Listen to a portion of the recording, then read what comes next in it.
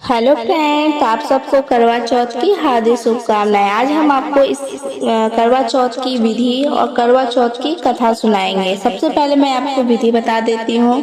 कार्तिक मास के कृष्ण पक्ष की चतुर्थी को करवा चौथ कहते हैं। सुहागिन स्त्रियां के लिए यह बहुत ही श्रेष्ठ व्रत है। स्त्रियां इस व्रत को पति की दीर्घ आयु होने के लिए करती हैं। इस दिन सुहागिन स्त्रियां चावल पीसकर दीवार पर करवा चौथ बनाती हैं, जिसे वर कहते हैं। इस करवा चौथ में पति के अनेक रूप बनाए जाते हैं तथा सुहाग की वस्तुएं जैसे चूड़ी, बिंदी, बिछुआ, मेहंदी और महावर आदि के साथ साथ दूध देने वाली गाय, कऊ बेचने वाली कुम्हारी, महावर लगाने वाली नाइन, चूड़ी पहनने वाली महारानी, 7 भाइयों और उनकी एकलौती बहन, सूर्य, चंद्रमा, गौरा आदि और पार्वती देवी देवता के चित्र भी बनाए जाते हैं। सुहागिन स्त्रियों को इस दिन निर्जल व्रत रखना चाहिए। रात्रि को जब चंद्रमा निकल आए तब उसे अर्घ्य देकर भोजन करना चाहिए। पीली मिट्टी की गौरा बनाकर उसकी पूजा करनी चाहिए।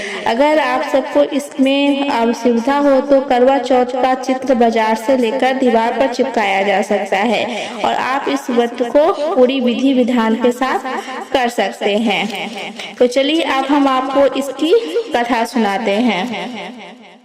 प्राचीन काल में एक करवा नाम की एक पतिव्रत स्त्री अपने पति के साथ नदी किनारे एक गांव में रहती थी। कार्तिक मास के कृष्ण पक्ष की चतुर्थी चौथ के दिन उसका पति नदी में स्नान करने के लिए गया। स्नान करते समय एक मगरमच्छ ने उसका पैर पकड़ लिया और करवा करवा नाम लेकर जोर जोर से अपनी पत्नी को पुकारने लगा।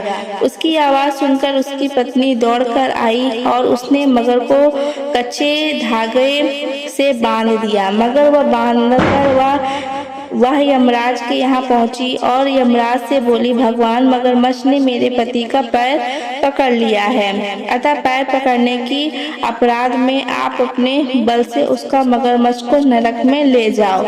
यमराज ने कहा, अभी मगरमच्छ की आयु शेष है, अतः मैं उसे नहीं मार सकता। इस पर करवा ने कहा, यदि आप ऐसा नहीं करोगे तो मैं आपको श्राप देकर नष्ट कर दूंगी। यह सुनकर यमराज डर गए और उस पतिव्रता स्त्री के साथ करवा के साथ जाकर मगरमच्छ को उन्होंने यमपुरी भेज दिया और करवा के पति को दीर्घ आयु प्रदान की। उसी दिन से यह करवा चौथ मनाई जाती है और सुहागिन स्त्रियों के द्वारा व्रत रखा जाता है। ये करवा माता, जैसे तुमने अपने पति की रक्षा की वैसे ही सभी पतियों की रक्षा करना।